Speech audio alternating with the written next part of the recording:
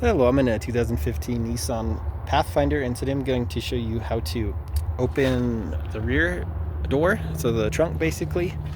A lot of cars, there's some sort of button you can push to pop it. This one doesn't actually have that, so you want to make sure you have the key. And just, if you don't for some reason, just make sure all the doors are unlocked.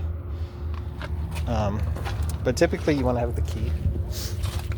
And then you get back here and just, if you have to, hold this unlock.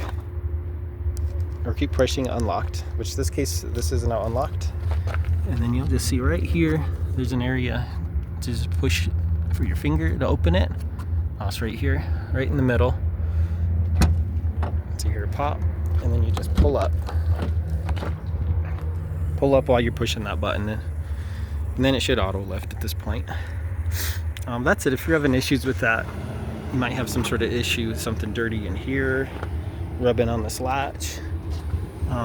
Sometimes these little button, I can't see it from here, but sometimes these sensors and whatnot will have issues through here, so you might have to go in and replace something inside this if you're having issues.